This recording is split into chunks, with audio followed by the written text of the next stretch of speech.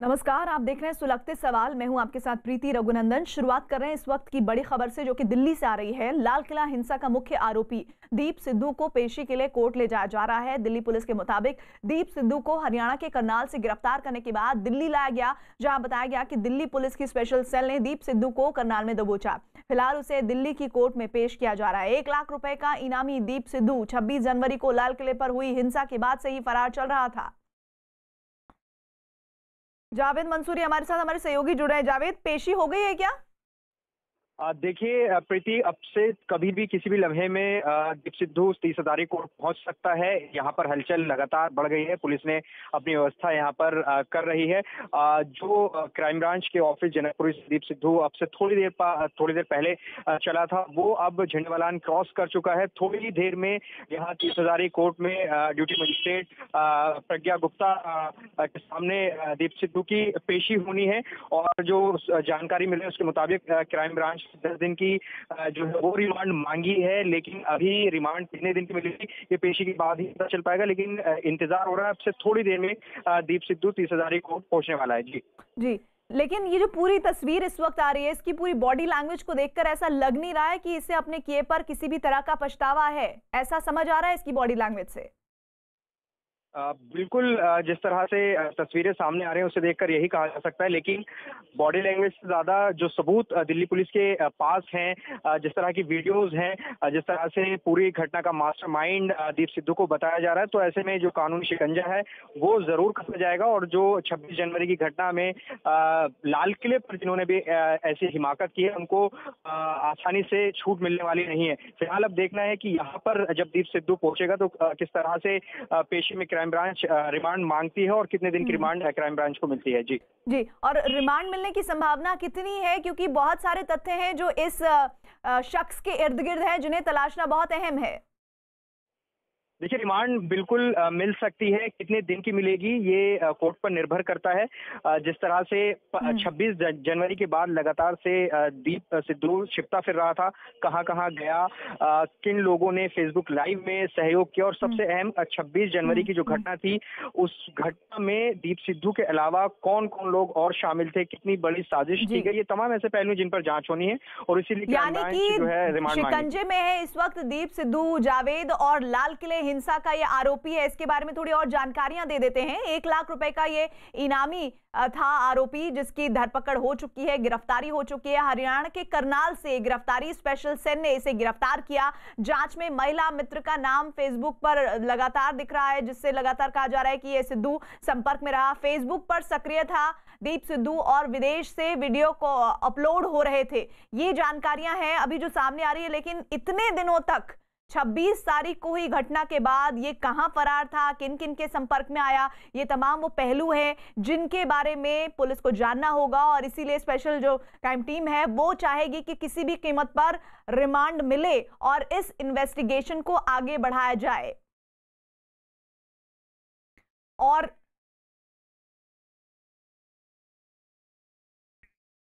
और सीधे आपको लेकर चलते हैं बीजेपी के अध्यक्ष जेपी नड्डा की उस रैली में, जहां श्यामा प्रसाद मुखर्जी ने देश को एक दृष्टि दी, दिशा दी। अखंड भारत की कल्पना को लेकर के जम्मू कश्मीर से लेकर के भारत कन्याकुमारी तक भारत एक है, एक देश में 2 निशान, 2 विधान, 2 संविधान नहीं चलेंगे, इस बात की लड़ाई लड़ी है। और ऐसे में श्यामा प्रसाद मुखर्जी का बलिदान व्यर्थ नहीं गया। मोदी जी ने श्यामा प्रसाद मुखर्जी के उस विषय को लेकर इच्छा शक्ति रखते हुए अमित शाह जी ने धारा 370 को धाराशाही करके एक देश में एक निशान, एक विधान, एक संविधान को पूरा किया है। मित्रों, मैं ये बात आपके सामने इसलिए कह रहा हूं कि हमारे को ध्यान में रहना चाहिए कि यह परिवर्तन यात्रा हमारे पश्चिम बंगाल में असल मायने में परिवर्तन करने के लिए यात्रा निकली है। 6 तारीख को इसका श्री गणेश मैंने नवद्वीप से शुरू किया था। और 6 तारीख के बाद आज मुझे रार बंगा में जाने का मौका मिला और उसके बाद मुझे झारग्राम में आकर के तीसरी परिवर्तन यात्रा की श्री गणेश करने का मौका मिल रहा है। मित्रों, ये परिवर्तन यात्रा बंगाल में जिस तरीके से ममता जी ने राज चलाया है, उस राज्य के खिलाफ, उस परिस्थिति के खिलाफ असल में परिवर्तन लाने की आवश्यकता है और उसको पूरा करने के लिए हम कृत संकल्प हैं। हम आपके साथ बहुत स्पष्ट शब्दों में कहना चाहते हैं कि अनेक होय छे ममता जी परिवर्तन चाहे छे बंगाल परिवर्तन चाहता है और परिवर्तन के लिए हम सबको काम करना पड़ेगा। मित्रों, एक तरफ मोदी जी हैं जो बंगाल के विकास के लिए कृत संकल्प हैं, फिर चाहे बंगाल ईस्ट वेस्ट मेट्रो का हो, सड़क का हो, चाहे वो फ्रेट कॉरिडोर का हो, फिर चाहे वो हथनिया से दोनिया पुल बनाने का हो, फिर चाहे वो सामाजिक सुरक्षा के नाम पर 21 लाख लोगों को पेंशन देने का सवाल हो, फिर चाहे वो डायरेक्ट बेनिफिट ट्रांसफर के बदौलत 3.5 करोड़ लोगों के खाते में पैसा पहुंचाने का सवाल हो, फिर चाहे वो कोरोना के समय 5 किलो गेहूं, 5 किलो चावल और 1 किलो दाल देने की संकल्प हो, ये प्रधानमंत्री मोदी जी ने बंगाल के लोगों के लिए पूर्णतः करने का प्रयास भी किया और उसको निभाया है, ये मैं आपको बताना चाहता हूं। मित्रों, अगर मैं बंगाल की बात करूं तो फिर ये जितने भी विकास के काम हुए, इसमें ममता जी ने हमेशा रोड़ा अटकाया है, बार बार कहा कि बंगाल के साथ अन्याय हो रहा है। सच्चाई ये थी कि बंगाल के साथ मोदी जी ने न्याय किया है, अन्याय किया है तो ममता जी ने किया है। इस बात को हमको समझना चाहिए। लोगों को गुमराह किया, लोगों को दिक्कत में डाला। मुझे याद है बंगाल में आने के समय कहा गया था कि मैं मां, माटी, मानुष, इसकी रक्षा होगी। मित्रों, मां का सम्मान नहीं हुआ, माटी की रक्षा नहीं हुई और मनुष्य के बारे में कभी चिंता नहीं हुई। ये इनका ट्रैक रिकॉर्ड है 10 साल का। क्या किया इन्होंने? तानाशाही, टोलाबाजी और तुष्टीकरण। जब मैं तानाशाही कहता हूं तो मैं ऐसे ही नहीं कहता हूं। अपने विपक्षियों को, उनके आवाज को रोकने का काम ममता जी ने किया है। आज भारतीय जनता पार्टी के 130 कार्यकर्ता शहीद हो गए, 300 से ज्यादा कार्यकर्ताओं को मारा गया। मुझे याद है कि मैं दिलीप दा के साथ लगभग 100 कार्यकर्ताओं का तर्पण कर चुका हूं, भाग बाजार में जाकर के, घाट पर जाकर के 100 कार्यकर्ताओं का। यह कैसा तानाशाही यहां है? यह कैसी लॉ एंड ऑर्डर सिचुएशन है? यह किस तरीके की कानून व्यवस्था है? महिला सुरक्षा की बात करें तो सबसे ज्यादा ह्यूमन ट्रैफिकिंग बंगाल में होता है। एसिड अटैक महिलाओं पर सबसे ज्यादा बंगाल में हुआ। सबसे ज्यादा मर्डर के रिकॉर्ड बंगाल में हुए और सबसे ज्यादा अटेम्प्ट टू मर्डर के रिकॉर्ड भी बंगाल के हैं। ये हमको समझना चाहिए। लेकिन अब अगर मैं तुष्टीकरण की बात करूं तो आपके ध्यान में होगा, सरस्वती पूजा हो या दुर्गा पूजा हो तो उसको मनाने की इजाजत नहीं है, लेकिन मुहर्रम के लिए अच्छी बात है, मुहर्रम के लिए देना चाहिए मौका, लेकिन सरस्वती पूजा और दुर्गा पूजा को भी नहीं रोकना चाहिए। राम जन्मभूमि का शिलान्यास था, प्रधानमंत्री मोदी अयोध्या में शिलान्यास कर रहे थे। उस दिन यहां पर कर्फ्यू लगा दिया गया और उससे 5 दिन पहले मुहर्रम था, उस दिन इजाजत दे दी गई। यह है ममता जी की तुष्टीकरण और यह है परिवर्तन। मई महीने में परिवर्तन आएगा, ममता जी जाएंगी और कमल खिलेगा, भारतीय जनता पार्टी आएगी।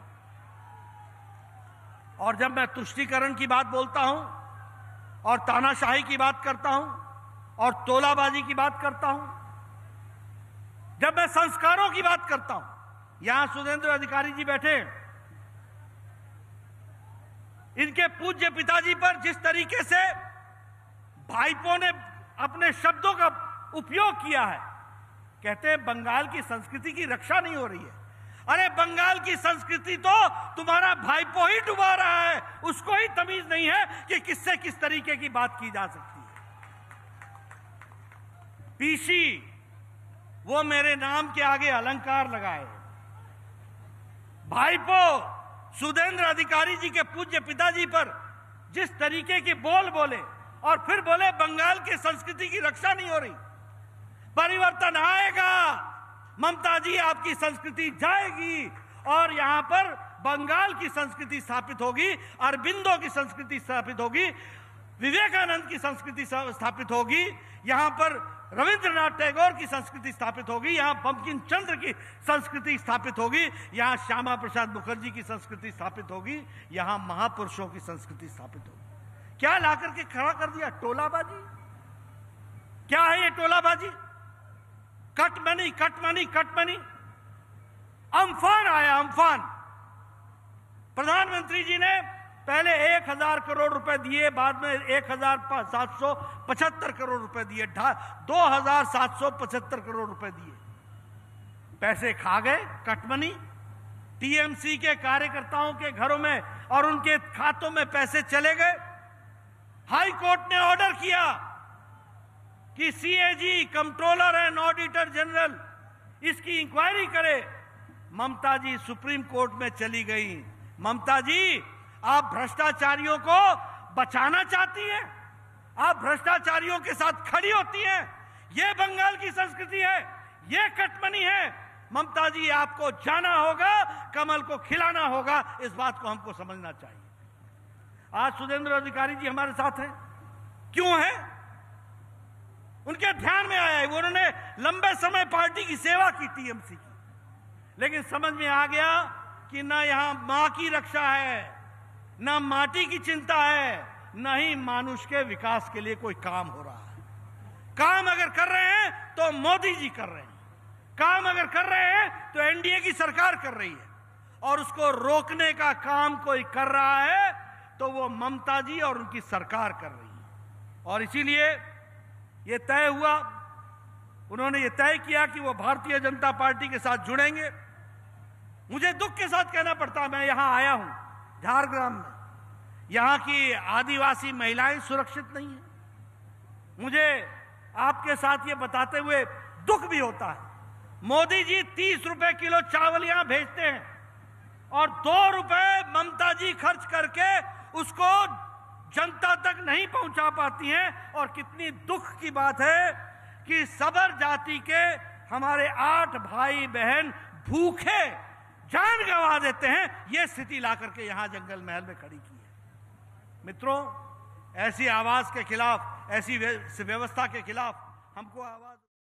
तो बीजेपी के अध्यक्ष झारग्राम से रैली को संबोधित करते हुए बड़ा हमला ममता सरकार पर किया कि किस तरह से परिवर्तन रैली से बौखलाई हुई है ममता बनर्जी और किसी भी तरह से इस परिवर्तन रैली को नहीं होने देना चाहती है। बंगाल में मानव तस्करी का उन्होंने मुद्दा उठाया, बताया कि बंगाल किस तरह से तानाशाही का शिकार है, हमारे 300 कार्यकर्ता शहीद हुए हैं। बंगाल में किस तरह अब जरूरत है, जिस तरह से देश में एक विधान है उसी तरह किसी भी राज्य में एक ही विधान होना चाहिए, और इसी को लेकर एक बड़ा प्रहार किया है। और जो बड़े बड़े नेता छोड़कर टीएमसी को शामिल हो रहे हैं बीजेपी में, शुभेंदु अधिकारी का बार बार उन्होंने नाम लिया और यह बताया कि किस तरह से अब आपकी जो स्थिति है वो इतनी बुरी हो गई है कि आपको इन चुनावों में करारा जवाब मिलेगा, और अगर आप और ज्यादा परिवर्तन यात्रा को रोकने या फिर किसी तरह का खलल डालने की उसमें कोशिश करेंगी तो बंगाल की जनता और ज्यादा आक्रामक होगी आपके खिलाफ। और आज की एक और अहम खबर का रुख कर लेते हैं जो दिल्ली से है। लाल किला हिंसा का मुख्य आरोपी दीप सिद्धू को पेशी के लिए कोर्ट ले जाया जा रहा है। दिल्ली पुलिस के मुताबिक दीप सिद्धू को हरियाणा के करनाल से गिरफ्तार करने के बाद दिल्ली लाया गया। बताया गया कि दिल्ली पुलिस की स्पेशल सेल ने दीप सिद्धू को करनाल में दबोचा। फिलहाल उसे दिल्ली की कोर्ट में पेश किया जा रहा है। 1 लाख रुपए का इनामी दीप सिद्धू 26 जनवरी को लाल किले पर हुई हिंसा के बाद से ही फरार बताया जा रहा था और अब उसकी पेशी को लेकर लगातार जानकारियां आ रही है कि किसी भी वक्त उसकी पेशी हो सकती है। सबसे अहम यह है कि इतने दिनों तक वो था कहां, इसके बारे में जानकारी स्पेशल सेल को लगाना बहुत जरूरी है। हमारे साथ जावेद अंसारी जुड़े हुए हैं। जावेद, पेशी के बारे में क्या जानकारी? देखिए, किसी भी वक्त दीप सिद्धू को 30 हज़ारी कोर्ट में पेश किया जा सकता है। यहाँ पर पुलिस ने पूरे इंतजाम किए हुए हैं। सुरक्षा के तमाम यहाँ पर जो रस्सियां हैं वो लगा दी गई हैं और जो मीडिया का यहाँ पर जमावड़ा है उनको एक तरफ खड़ा कर दिया गया है। अब से कुछ ही देर में दीप सिद्धू को लेकर क्राइम ब्रांच की टीम पहुंचेगी और प्रज्ञा गुप्ता जो ड्यूटी मजिस्ट्रेट हैं 272 रूम में उनकी पेशी की जाएगी। तो इंतजार है कि जो क्राइम ब्रांच रिमांड मांगेगी उस कितना रिमांड मिलता है। जी, और बहुत सारी जानकारियां हैं जो दीप सिद्धू के बारे में जुटाई जाना जरूरी है, जिसमें सबसे पहले तो ये कि जो विदेश में एक महिला मित्र है उसके संपर्क में लगातार वो था और बहुत सारे वीडियोस हैं जो अपलोड हुए हैं विदेशों से। ये वो ऐसे कनेक्शंस हैं जिनके बारे में पुलिस चाहेगी कि जल्द से जल्द जानकारी मिले और इसके लिए रिमांड मिलना जरूरी है। बिल्कुल, तमाम पहलुओं पर जो है क्राइम ब्रांच जांच करेगी क्योंकि 26 जनवरी की घटना बहुत बड़ी घटना थी और उसके दिनों तक फरार दीप सिद्धू चलता रहा है। करनाल से कल 10:30 बजे गिरफ्तारी हुई है। इस बीच 26 जनवरी से और कल रात तक वो कहाँ रहा, किस किस ने उसका सहयोग किया और 26 जनवरी की घटना में और कौन कौन लोग शामिल हैं, ये ऐसे पहलू हैं जिस पर जांच होना बाकी है और इसीलिए क्राइम ब्रांच रिमांड मांगेगी। जी, 15 दिन से लापता था, लेकिन जिस तरह से उसे अब शिकंजे में लिया गया है, दीप सिद्धू की मुश्किलें बढ़ने वाली है। सबसे बड़ी खबर 26 जनवरी को दिल्ली के लाल किले पर हुई हिंसा के आरोपी दीप सिद्धू से जुड़ी हुई, जिसे हरियाणा के करनाल से गिरफ्तार किया गया। दीप सिद्धू की गिरफ्तारी के बाद दिल्ली पुलिस अब उसको छिपने में मदद करने वाले लोगों की तलाश में जुट गई है। लाल किला हिंसा का आरोपी गिरफ्तार।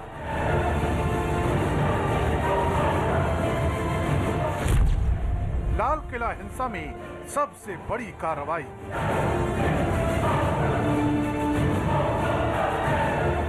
जिस दीप सिद्धू की पिछले 15 दिन से दिल्ली पुलिस को बेसब्री से तलाश थी, वो दीप सिद्धू पुलिस के हत्थे चढ़ चुका है। ये वही दीप सिद्धू है जो 26 जनवरी की किसानों की ट्रैक्टर रैली में शामिल था और लाल किले पर पहुंच गया था। दीप सिद्धू ने लाल किले पर लोगों को भड़काया और वहां झंडा फहराने वालों में शामिल रहा। 26 जनवरी की वो तस्वीरें कुछ ही मिनटों में दुनिया भर में फैल गईं। पहली तस्वीर तब की है जब दीप सिद्धू लाल किले की प्राचीर पर चढ़ा हुआ था। दूसरी तस्वीर है लाल किले के नीचे की, जब वो लोगों को भड़काता नजर आ रहा था। और आखिर में सोशल मीडिया पर एक तस्वीर नजर आई जिसमें दावा किया गया कि दीप सिद्धू लोगों की नजरों के सामने ही मौके से भाग खड़ा हुआ। दीप सिद्धू पिछले 15 दिनों से सुरक्षा एजेंसियों से आंख मिचौली खेल रहा था। दिल्ली पुलिस की स्पेशल सेल दीप सिद्धू को दिल्ली से लेकर पंजाब, हरियाणा और बिहार तक में तलाश रही थी। यहां तक कि उसके खिलाफ लुकआउट नोटिस भी जारी कर दिया गया था। इसके बावजूद दीप जब तक सोशल मीडिया पर अपनी पोस्ट शेयर करके पुलिस को मुंह चिढ़ाता नजर आता था।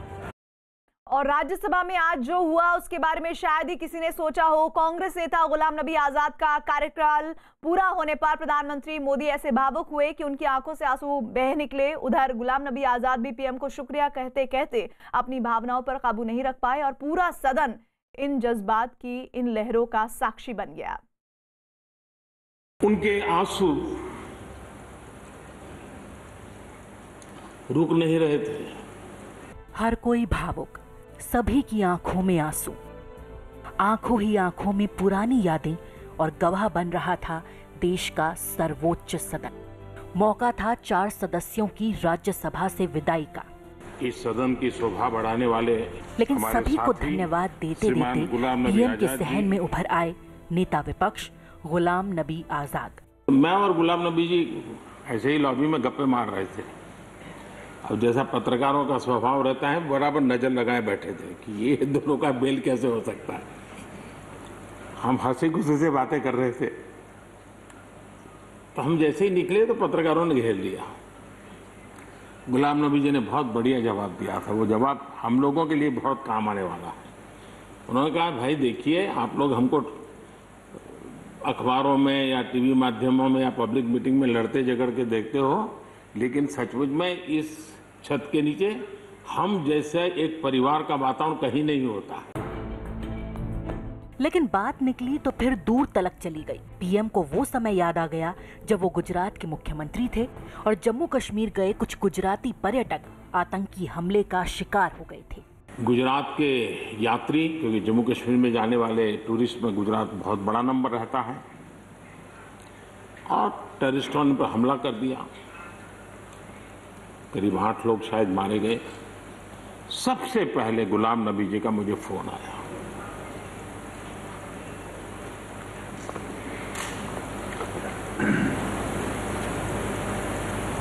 और वो फोन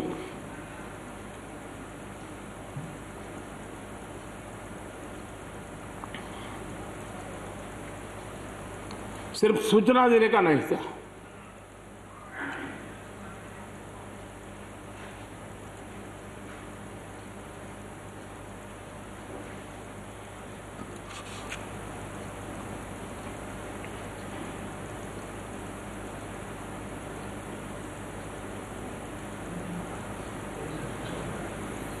उनके आंसू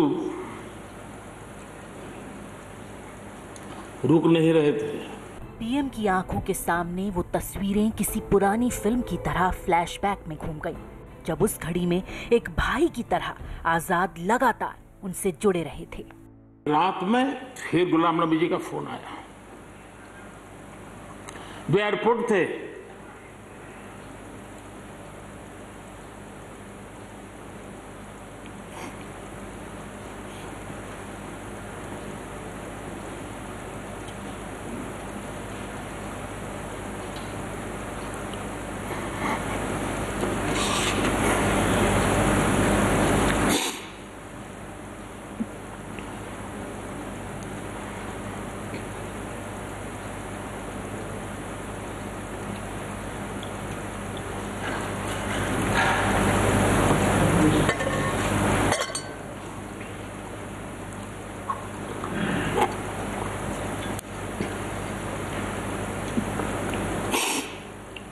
सॉरी, उस रात को एयरपोर्ट से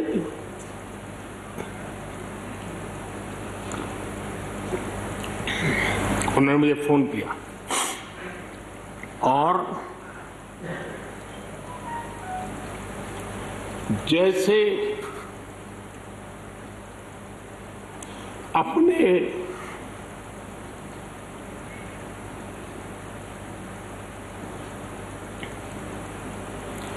परिवार के सदस्य की चिंता करें,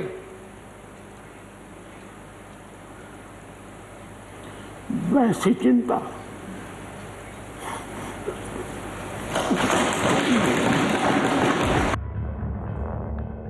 मुश्किल हालात में चट्टान से कठोर फैसले लेने वाले प्रधानमंत्री भीतर से कितने भावुक हैं, ये एक बार फिर पूरी दुनिया के सामने जाहिर हो गया। कभी गला रूंधा तो कभी आंसू छलक पड़े, लेकिन आजाद के लिए पीएम के दिल में उमड़े जज्बात थामे नहीं थम रहे थे। पद, सत्ता जीवन में आती रहती है, लेकिन उसे कैसे पचाना,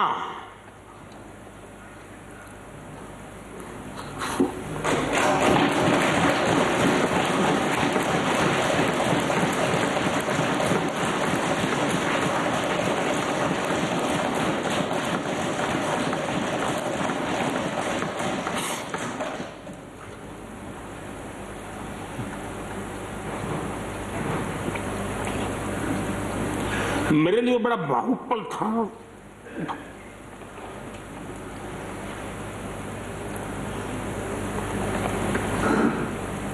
दूसरे दिन सुबह फोन आया तो मोदी जी सब लोग पहुंच गए।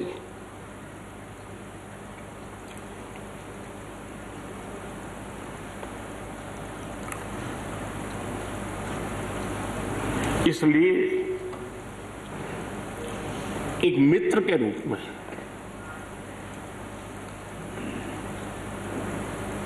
गुलाम नबी जी को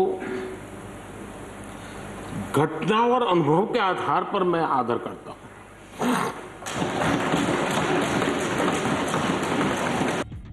उधर सामने मास्क लगाए बैठे गुलाम नबी आजाद बार बार हाथ जोड़कर पीएम का शुक्रिया अदा कर रहे थे और पीएम को भावुक देखकर उनकी जुबान खुदा से दुआएं मांगने के लिए लड़खड़ा रही थी। आजाद को भी साल 2007 का वो मंजर याद आ गया जिसका जिक्र प्रधानमंत्री ने कुछ देर पहले किया था, जब आजाद जम्मू कश्मीर के मुख्यमंत्री थे और आतंकी हमले में गुजरात के कई सैलानियों की मौत हो गई थी और तब आजाद पीड़ित परिवारों से मिलकर रो पड़े थे। फूल, फल लेके भेजना चाहिए, लेकिन आपके बच्चों की लाशें भेज रहे, बहुत अफसोस है। हम सब माफ करना। सदन में जब प्रधानमंत्री ने गुलाम नबी आजाद के बिलख बिलख कर रोने की उन यादों के बारे में बात की तो आजाद को वो पूरी घटना याद आ गई। तो जब मैं एयरपोर्ट पे पहुंचा तो इन बच्चों ने, जिसका किसी का पिता मर गया था, किसी की मां मर गई थी, वो रोते रोते मेरे टांगों से जब लिपट गए तो मैं जोर से मेरी आवाजें निकल गई, ए खुदा ये क्या तुमने किया। मैं कैसे जवाब दूं इन बच्चों को, मैं कैसे जवाब दूं उन बहनों को जो यहां तफरी के लिए आए थे, सैर के लिए आए थे, और आज मैं लाशें लेकर इनके हवाले कर रहा हूं। इसके बाद आजाद ने सदन में ऊपर वाले से वो दुआ की जिसके लिए पूरा देश बरसों से प्रार्थना कर रहा है। उन्होंने कश्मीर में एक बार फिर अमन और खुशियों का ख्वाब सच होने की दुआ की। अल्लाह से, भगवान से यही दुआ करते हैं कि इस देश से मिलिटेंसी खत्म हो जाए, इस देश से आतंकवाद खत्म हो जाए।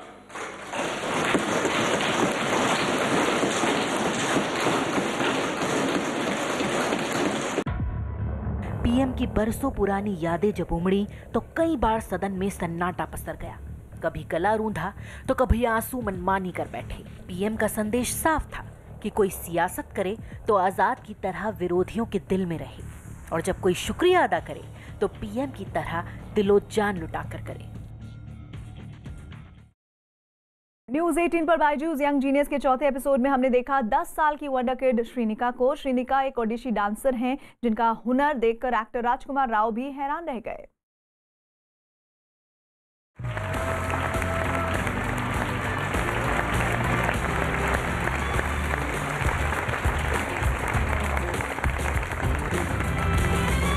काल करे सो आज कर, आज करे सो अब, पल में परलय होएगी, बहुरी करे को कब। कबीर दास जी के इस दोहे को 100% सच साबित करते हैं हमारे यंग जीनियसेस। वो आने वाले कल का इंतजार ही नहीं करते। देश के कोने कोने से ढूंढे गए कई यंग जीनियसेस में से कुछ खास को चुना है हमारी स्पेशल जूरी ने। बायजूस यंग जीनियस के हर एपिसोड में हम मिलेंगे कुछ ऐसे यंग जीनियसेस से जिनकी उम्र तो छोटी है पर कारनामे बड़े।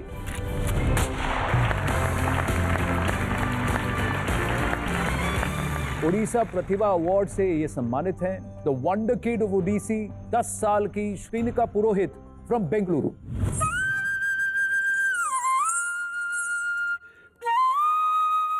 मुझे स्टेज में परफॉर्म करना बहुत अच्छा लगता है। मेरा नाम श्रीनिका है, मैं 10 साल की हूँ। मैं एक ओडिसी क्लासिकल डांसर हूँ and I am from Bangalore. Namaste, Shrinika. Namaste. How are you? I'm doing good. You do the elbow shake with me. Yeah, these are COVID hellos. आइए बैठिए। Hello, Shrinika. Hi. तो ये तो है 10 साल की श्रीनिका पुरोहित। आप जानती हैं ये कौन है? हाँ। कौन है? राजकुमार राव। राजकुमार राव। क्या करते हैं राजकुमार अंकल? एक्टिंग। एक्टिंग। दो महान डांसर्स हैं हमारे सामने, है ना? तो मैं चाहता हूँ कि आप मुझे जो बेसिक है ना, अगर वो थोड़ा सा सिखा पाए ओडिसी का। आइए। Thank you, it will be my honor. So we will do chapter number 7 step. ठीक है। So chauka is one of a very eminent bhangis in Odissi.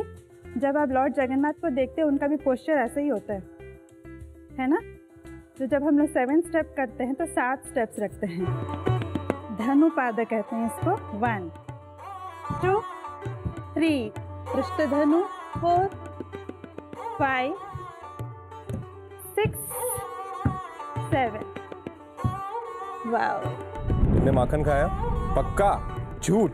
इधर आओ। ये हांडी किसने तोड़ी? उसने तोड़ी, तुमने कुछ नहीं किया। हाँ, और ये हाथ पे क्या लगा हुआ है इतना सारा माखन? उसने लगाया। श्रेनिका ओनली 10 years old, और आपने जब आप 3 साल की थी आपको ऑलरेडी लोगों ने बोल दिया था ये वंडर किड है ओडिसी डांस की। हाँ। चलिए आप रेडी हो जाइए और फिर आपका परफॉर्मेंस देखते हैं।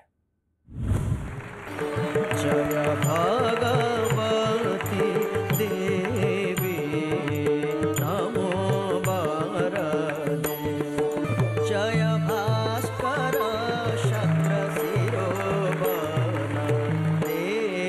जय देवी पितामह विष्णुनाथे, जय भास्कर शक्र शिरोवनते,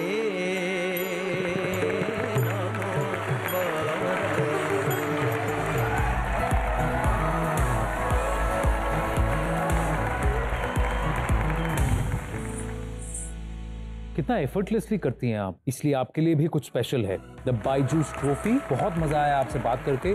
आइए।